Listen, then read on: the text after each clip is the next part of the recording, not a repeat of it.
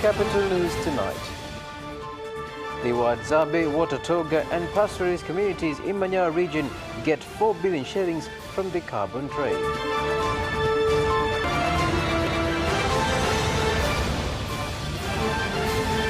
The Uganda-Tanzania oil pipeline project has created employment for more than 4,200 Tanzanians.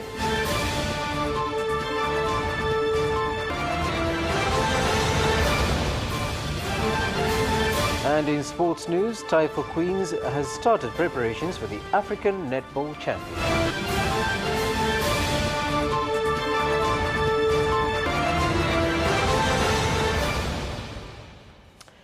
A very good evening to you, ladies and gentlemen. This is Capital News at 9:30. My name is Carlos Banda. First, the national news. The hunter and gatherer community known as Wahadzabe and Watatoga, as well as the pastoralist communities from Mbulu and Kiteto districts in Manyara region, have received $4 billion from the carbon trade made possible by effective environment conservation practices. Wanashuhudia kwa macho yao.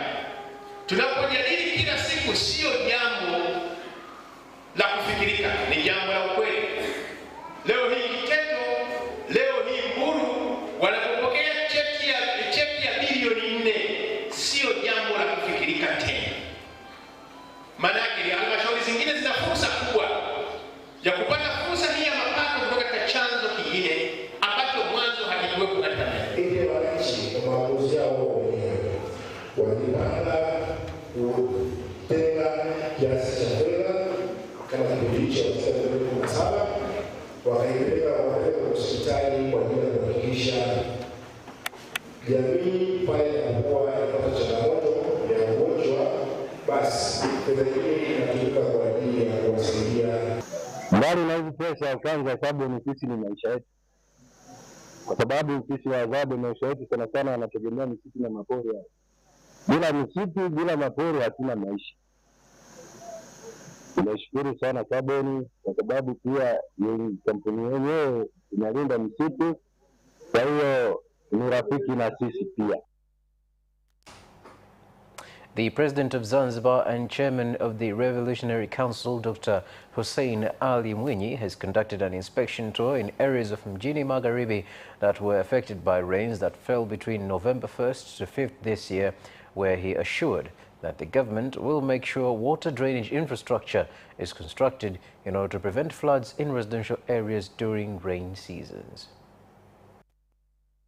Maafa tuibadilishe hata majukumu yake. Mimi sipendi kusikia kamisheni ya maafa inasubiri maafa ndio kwenda kutoa msaada. Kamisheni ya maafa izuie maafa, ndio kinachotakiwa. Sasa leo mara kadhaa tunasikia mvua zishanyesha, watu washaathirika, wengine wamehama katika nyumba zao, halafu ndio tunatoka kwenda kuwafariji.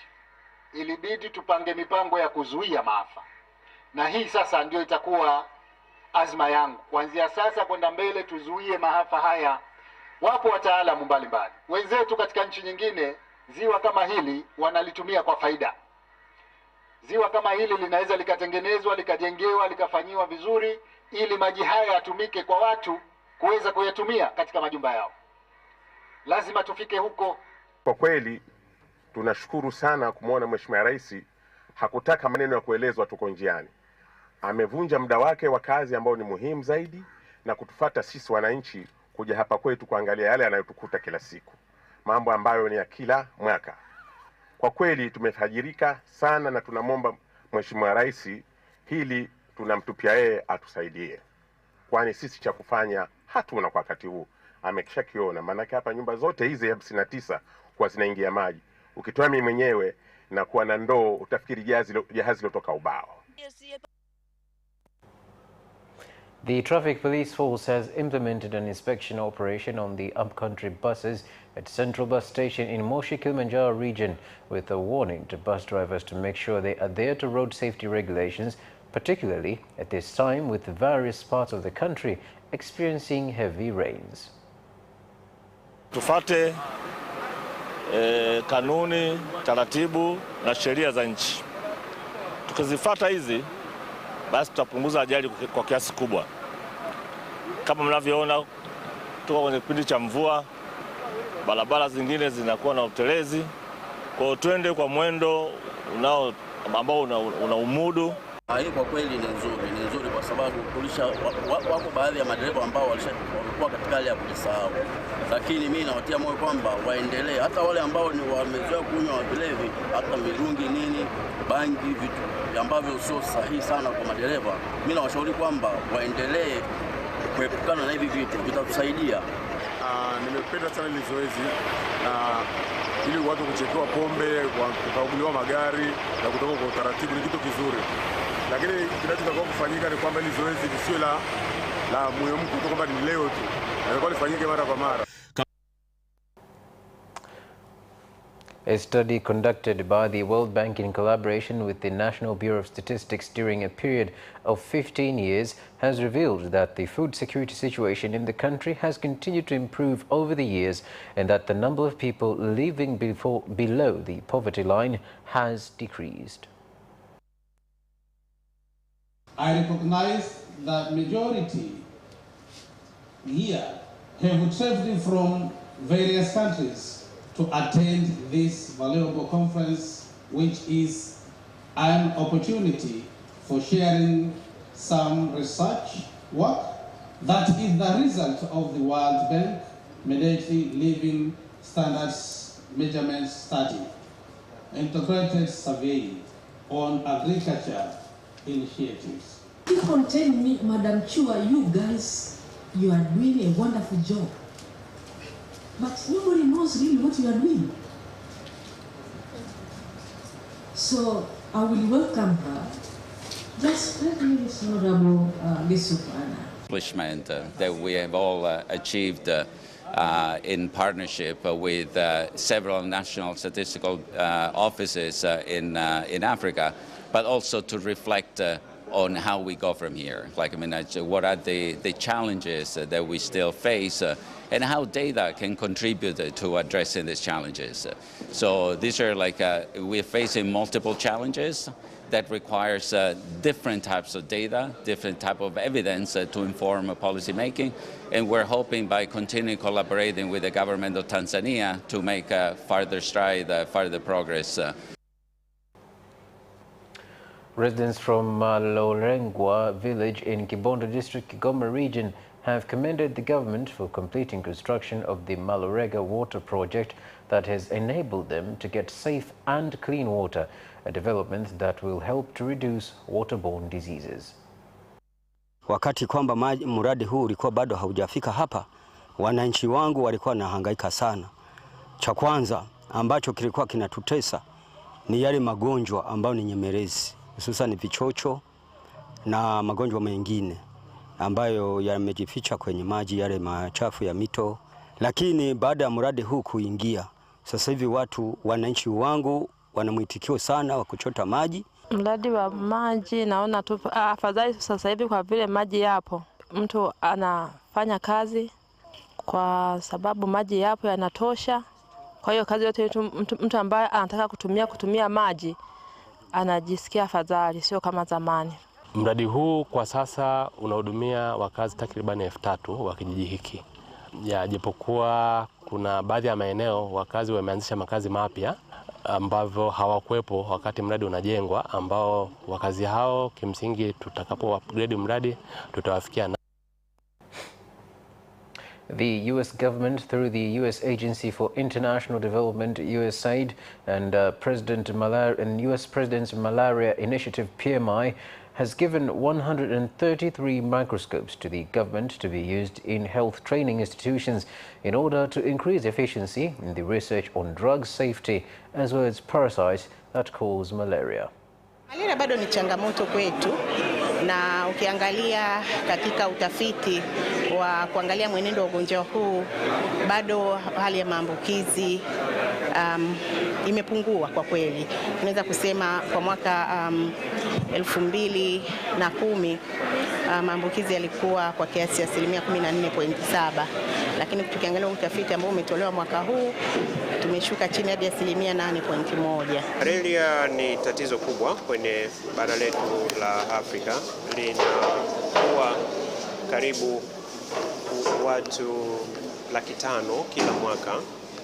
We're gathered here today to hand over 133 microscopes and the necessary reagents to the government of Tanzania for the building capacity to diagnose and treat malaria. Some of these microscopes will be used to conduct studies to address the efficacy of malaria drugs.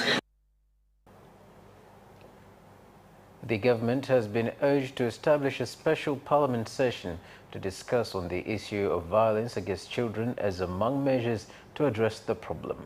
The call was made by the children's rights activists Adela and Adelina Alex in Dar es Salaam, who also said a national debate should be held due to increasing incidents of child abuse in the country. Human rights activist, not just to talk in public and say that I defend human rights, I defend like child's rights.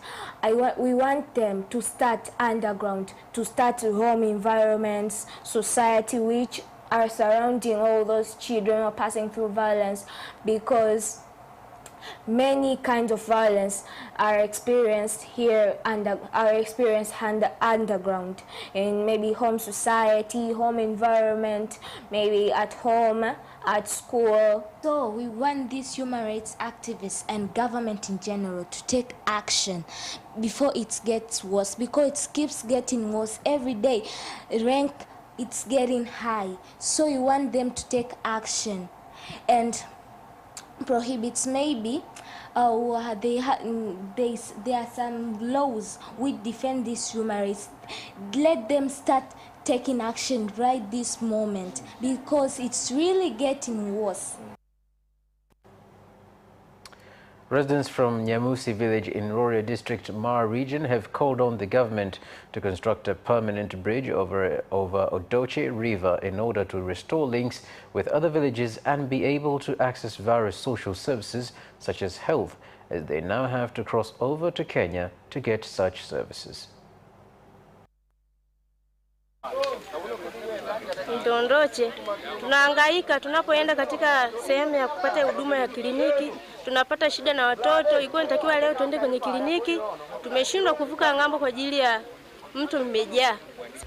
Tunapoenda katika huduma wa Kenya bei ni kubwa, mpaka tubadilishe hela ndo tupate jinsi ya kuweza kupata huduma. Tunaomba serikali tusaidie, tunaomba sana. Tumezuia na ngambo ya kwenda zanati. Tuna shida na watoto wetu wamekwama kwenda shuleni. Huduma nyingi zinakosekana kutokana na mto huo kujaa. Alafu sasa hivi mto huo umejaa kiasi ambacho watoto wanaotoka kule ngambo hawaendi shuleni. Yaani wameshindwa kabisa. Sasa hivi wana karibu wiki nzima hawajaenda shuleni. Na sana sana kipindi cha mtihani sasa hivi tunategemea kwamba watoto watafanya mtihani, lakini imeshindikana kwa sababu ya mto kujaa. Hatua zilizochukuliwa za awali ni kwamba wananchi wamehamasishwa na wametengeneza kivuko cha muda mfupi. Tumeweka usimamizi hususan kwa hao watoto ambao wanavuka kwenda eneo moja kwenda eneo lingine, kwa maana kwenda kwenye shule ya msingi ya kitongoji cha Maliwa. Kwa hivyo tunaweka walimu wasimamizi pale ambako wanafunzi wanataka kwenda shule. Kuna walimu wako pale wanawasaidia namna ya kuvuka, wanawasimamia. And that marks the end of the national news. We'll take a short break and return for business news.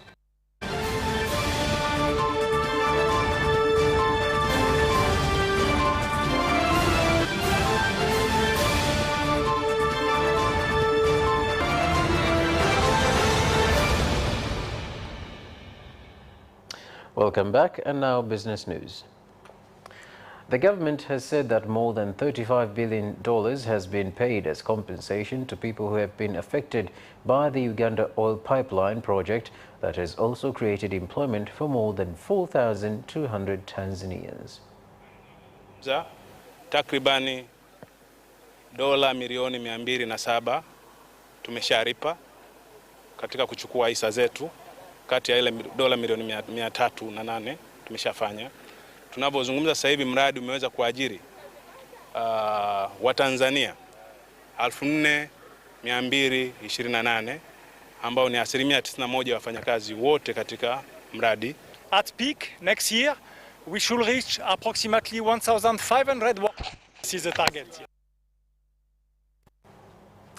Mobile phone company, Mobile phone company Tigo has launched a new service called eSIM, which facilitates various services for customers using different networks without having to have more than one SIM card. Huduma yetu mpya kabisa, huduma ya kidijitali, huduma ya kitaifa na kimataifa, huduma ambayo inaitwa eSIM. Labda kwa kutumia lugha rahisi kabisa na ili Watanzania wote na wateja wetu waweze kuelewa, tunapoongelea eSIM, maana yake nianze kwanza kwa sasa hivi mteja wetu au mtu ambaye anataka kuwa na SIM, maana yake anahitaji SIM card, zile line tumezoea kuita line. Kwa kinachotokea ni kwamba unaenda kwenye maduka yetu ya Tigo au kwa mawakala wetu, kama ulikuwa una line ya zamani wanakufanyia tunaita SIM swap, wanakupa line nyingine lakini kwa namba ile ile, au unapewa line nyingine mpya. Serengeti Breweries Limited SPL has continued with the Maokoto Chini ya Kizibo promotion by handing out various prizes to winners in Nyegezi Mwanza region. Jamani, muendeleeni kucheza na hii promotion. Tunafanya promotion pale ambapo mshindi anapatikana ili kuonesha uhalali wa hii promotion. Kwa hiyo mshindi wa wiki hii ametoka Nyegezi hapa Nyamagana. Wao nyewe wenyewe ni mashahidi. Kwa hiyo usitupe kizibo hicho. Nikaendelea kucheza, sikuchoka. Mwisho wa siku nikapata zawadi ya 500, nikatumia tena 1000. Bado sikuendelea kuchoka, nikaendelea kucheza. Nikapigiwa simu kwamba nimeingia kwenye draw ya ushindi, nimeshinda pia 500. Sikuamini. Nimekuja kuamini leo nilipokabidhiwa. That is quite interesting. Ladies and gentlemen, that is the end of the business news. We'll take a short break and return for sports.